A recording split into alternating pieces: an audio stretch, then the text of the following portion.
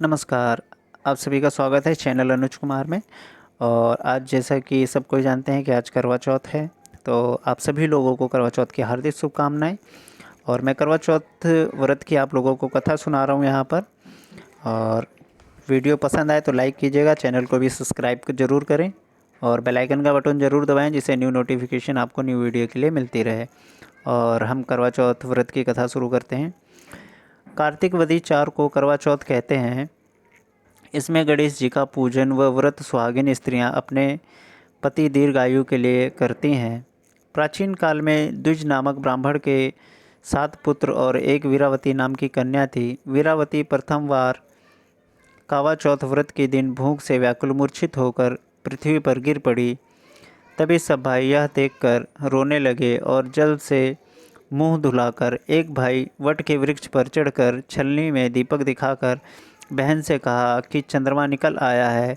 उस अग्नि रूप को चंद्रमा समझकर देखा दुख छोड़ वह चंद्रमा को अर्घ देकर भोजन के लिए बैठी।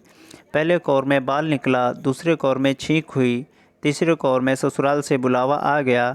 ससुराल में उसने देखा कि उसका पति मरा पड़ा है। संयोग से वहाँ इंद्राणी आई। वीरावती उन्हें देखकर विलाप करते हुए बोली कि हे माँ, यह किस अपराध का फल मुझे मिला। प्रार्थना करते हुए बोली कि मेरे पति को जिंदा कर दो। इंद्राणी ने कहा कि तुमने करवा चौथ का व्रत बिना चंद्रोदय यानी सूरज के बिना, चंद्रमा के बिना निकले ही तुमने उसकी पूजा कर ली है। चंद्रोदय चंद्रमा को अर्घ दे दिया था। यह सब उसी के फल से हुआ। अतः अब तुम 12 माह के चौथ का व्रत, करवा चौथ का व्रत श्रद्धा और भक्ति से विधि पूर्वक करो, तब तुम्हारा पति पुनर्जीवित हो उठेगा। इंद्राणी के वचन सुनकर वीरावती ने विधि पूर्वक 12 माह के चौथ और करवा चौथ व्रत को बड़ी भक्ति भाव से किया और इन व्रतों के प्रभाव से उसका पति पुनर्जीवित हो उठा, देवता सदृश जीवित हो उठा। उसी दिन से यह करवा चौथ मनाई जाती है और व्रत रखा जाता है। तो इस कथा में हमें बताया गया है कि जो द्विज नामक ब्राह्मण के 7 पुत्र थे और उसकी एक बेटी थी वीरावती, जो कि कावा चौथ का व्रत रखती थी। एक दिन वो भूख से व्याकुल होकर गिर पड़ी और उसके जो 7 भाई थे वो रोने लगे। उन्हें लगा कि मेरी बहन को क्या हो गया है।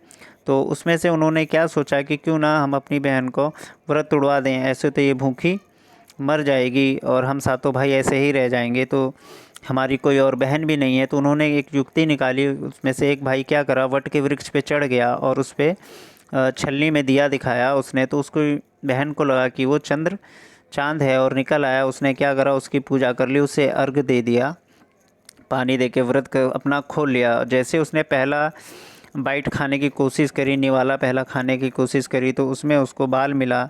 जैसे दूसरा उसने बाइट लिया, दूसरा बाइट लिया खाने के लिए, तो उसमें क्या हुआ, उसको छींक आ गई। और तीसरा जैसे ही वो खाने जा रही थी बाइट, उसी बाइट में उसको ससुराल से उसके यहाँ से बुलावा आ गया कि तुम्हारा पति एक्सपायर हो गया है।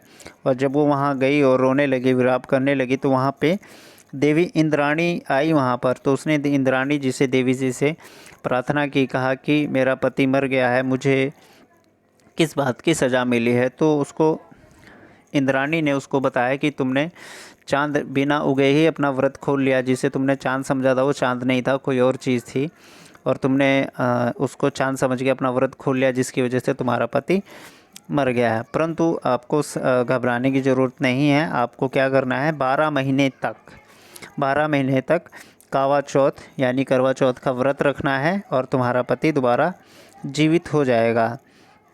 तो इसमें होता क्या है, वीरावती 12 महीने तक वो व्रत रखती है और विधि पूर्वक रखती है, और उसके प्रभाव से उसका पति दोबारा से जिंदा हो जाता है। और तभी से ये करवा चौथ मनाया जाता है, तभी से ये प्रथा चली आ रही है।